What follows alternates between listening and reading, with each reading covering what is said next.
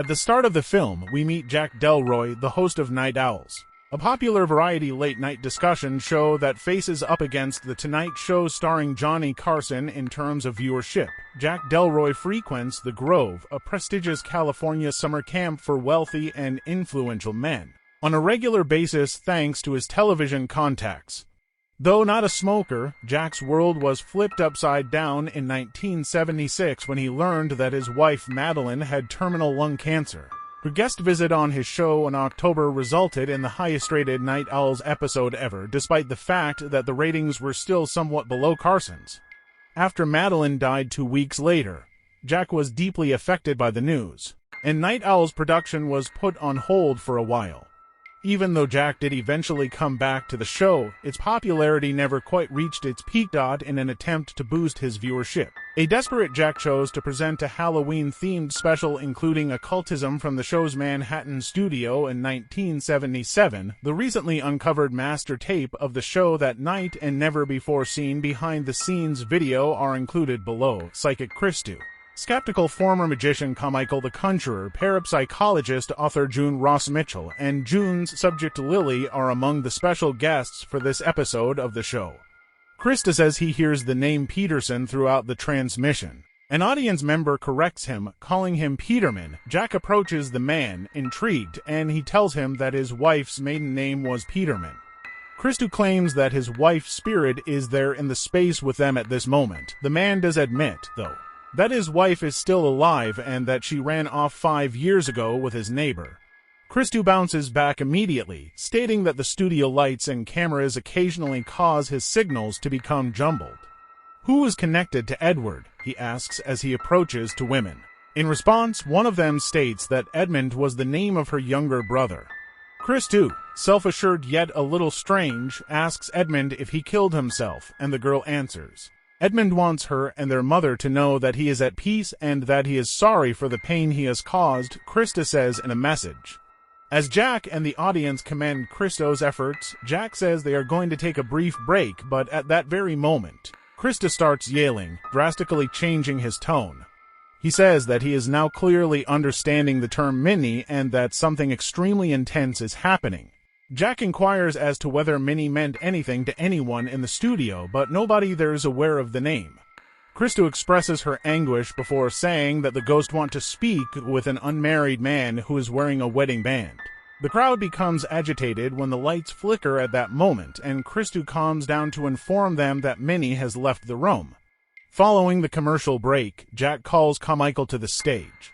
Shortly after Carmichael's arrival, he starts an amazing trick that captivates the audience and wins them over. Carmichael states that he is skeptical of psychics and the paranormal, and that he genuinely believes that everything has a scientific explanation.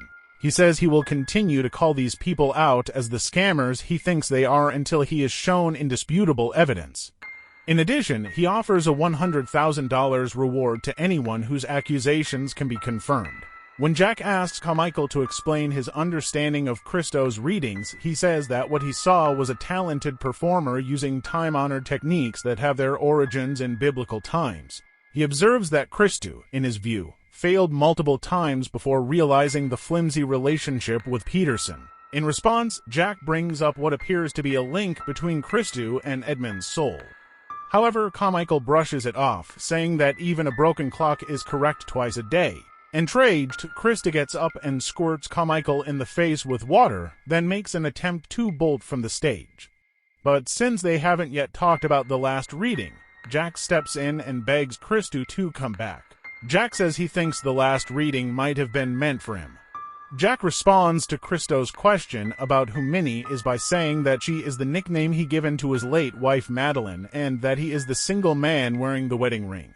Despite his skepticism, Carmichael challenges Christou, asking if she can call forth the ghost of Jack's late wife in exchange for a $500,000 payment. But just as everyone in the studio is shocked, Krista passes out and spews a dark substance onto Carmichael. Christou's health quickly deteriorates in backstage footage, and he is hastily brought to his dressing room to receive medical assistance. Carmichael, in the meantime, voices his misgivings, speculating that Jack might have told Christou about his wife's moniker in order to increase his show's viewership. Jack tells the crowd and viewers following the commercial break that Christou is currently getting medical attention backstage. The book Conversation with the Devil by Dr. June Ross Mitchell is then given to the audience by Jack. Jack then shows the audience a video that June's Psi research facility created. The famed First Church of Abraxas is based out of what appears to be an average house in the video. Chandra Dabo, the mysterious leader of the religion, preaches that Abraxas demands sacrifices and transcends ideas of good and evil, concentrating solely on desire and possession. Alongside disturbing claims that the cult is breeding infants for use as human sacrifices, the FBI is looking into the group for possible crimes like kidnapping and illegal gun possession. According to Dabo, seeing these rites ties a person to serve the demon Abraxas. When government officials besieged the house in August 1974, things tragically turned out. Following a violent 3-day confrontation, Dabo gives the order for his supporters to saturate the area with gasoline and themselves. But among the blazing ruins, a scared 10-year-old girl identified only as Lily is discovered. Her recollections of her stay in the residence are fragmented and lacking. Was Lily's survival a result of luck, or was it a part of Dabo's evil scheme? The FBI contacts June's research facility after failing to find an explanation for Lily's peculiar conduct. Lily and June click right away, and they manage to communicate during their first session together. Lily starts yelling in a demonic voice and wonders if she is talking with the devil. During a commercial break, June tells Jack that Lily has been experiencing a fugue state and mentioned him by name, raising the possibility of a memory. She cites possible risks as an excuse not to invoke the demon on live television.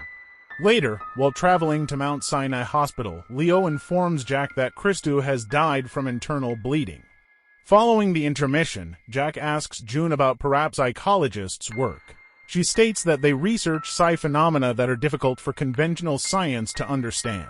She has been using age regression therapy and her growing knowledge of old satanic rituals for the past 3 years in an attempt to piece together Lily's life story and comprehend the nature of the monster inside of her. When Jack asks June whether she thinks this monster is Abraxas, she says she thinks it's more like one of the lesser deities that are rumored to serve Abraxas.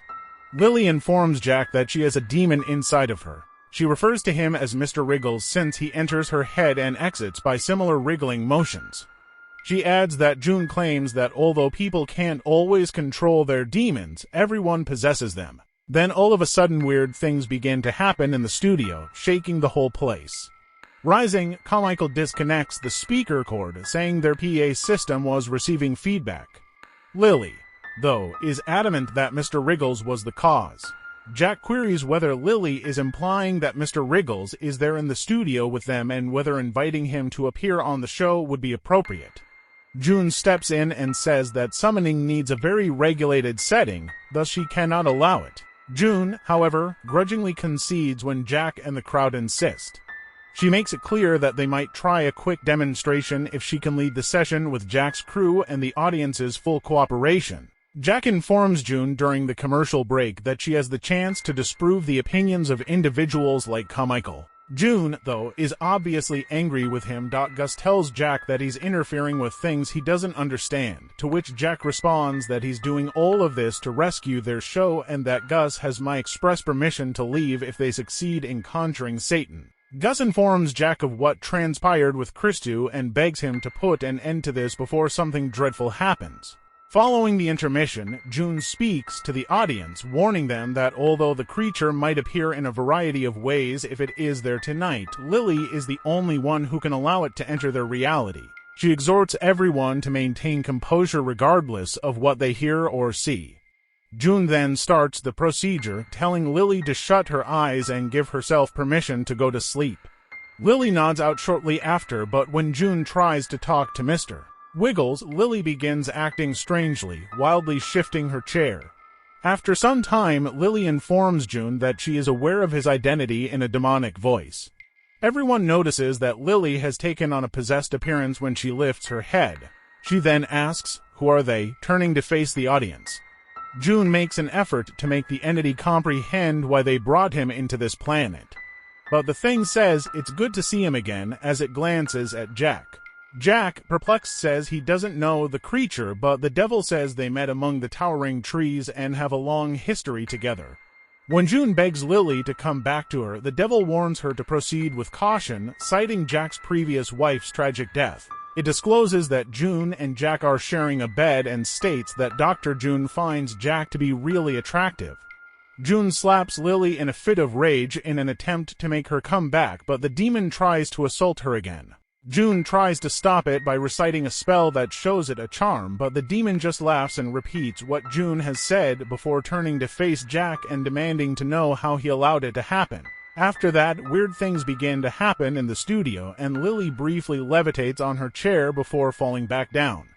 Jack asks the audience whether they had ever seen anything similar as June apologizes to her for placing her in that situation. Jack promises skeptic Carmichael that he will have his opportunity to address his concerns and wants to highlight some of the tactics he thinks June employed. Gus notifies Carmichael about Christo's passing during the commercial break. Leo alerts Jack to the fact that 3 crew members had left shortly after.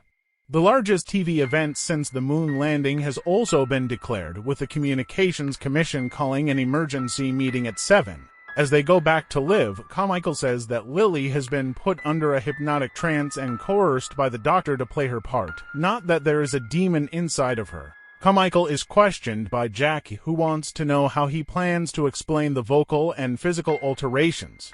He calls Carmichael a cold-blooded, self-righteous curmudgeon who is trying to keep himself from giving up $500,000. Carmichael chooses Gus as a volunteer and states that he wants to establish his theory beyond a reasonable doubt. He pulls out a watch and tells them everyone to look at it. Gus reacts mockingly when Carmichael presses a button a moment later, asking him to confess his worm phobia. Gus disputes being profoundly mesmerized, but Carmichael is adamant that he is. Relentlessly, Carmichael displays his dominance by ordering Gus to submit to him at the touch of a button. Gus writhes uneasily, moaning about itchiness and pain as Carmichael's order takes hold. Gus then goes to check his neck after Carmichael mentions that it is bleeding. Gus is horrified to find what look like worms coming out of his neck. Gus sobs in terror, saying he can feel worms crawling inside of him. Jack and the audience are shocked by the sudden change in events, and Carmichael fails in his attempt to rouse Gus from his hypnosis. A massive worm appears in Gus's eye as Lily asks him why he is acting so foolish, while laughing. Gus loses all memory when Carmichael manages to jolt everyone out of the trance. Carmichael reveals that he did exactly what June did, perhaps with a little bit more creativity, in response to Jack's shocked question about what had transpired. Jack asks Leo if he can turn back the tape to see the last scene, and when it is played back, it reveals that everyone in the studio was just having a hallucination during Carmichael's demonstration. Lily advises that they might want to go over that segment of the show again if Carmichael thinks they were tricking everyone. To their surprise, when they watch the recorded playback of the tape, the paranormal events that transpired during June's Conjuring still show. After giving the crew the order to rewind and watch the film slowly, frame by frame, Jack is shocked to see an apparition of a spiritual Madeline standing behind him. As Carmichael passionately accuses Jack of planning the events as a complex deception, Lily regains her possession and feels electricity coursing through her entire body. When Jack touches her, the studio's lights start to flicker and eventually go out. Shortly after, a lightning bolt from the overhead ceiling links to her left hand, while another from the nearby monitor joins to her right. Lily screams as her head cracks open and a brilliant light starts to glow inside of her. With her telekinetic abilities, she kills Gus quickly by turning his head back, lifts June into the air, tosses Jack out of the way, chops open June's neck with her pendant necklace, and burns Carmichael from the inside out. As Jack tries to run, he unexpectedly finds himself in a terrifying version of the performance. After that, he finds himself on stage and inadvertently joins a performance. Later, he returns to his own show when a visitor gives him a massive worm. Saying the same lines she said on her last show with Jack, Minnie suddenly reappears. As a result of his show's rapid success, Jack was indirectly to blame for Madeline's cancer diagnosis. It is now revealed that he had previously faced the demon who had possessed Lily during the Grove ceremony. Jack is faced with Madeline's spirit begging him to take away her excruciating torment caused by the cancer. Taking the ceremonial blade from Lily's former sect, he stabs Madeline in the body. Abruptly, the scene changes to the now-defunct studio, where Jack is shocked to see that he accidentally stabbed Lily. The movie closes here, with Jack standing over his guests' lifeless bodies while the sound of police sirens coming gets louder in the distance. To ensure you never miss any updates on new videos, kindly click the bell icon, subscribe to my channel. Thanks for watching.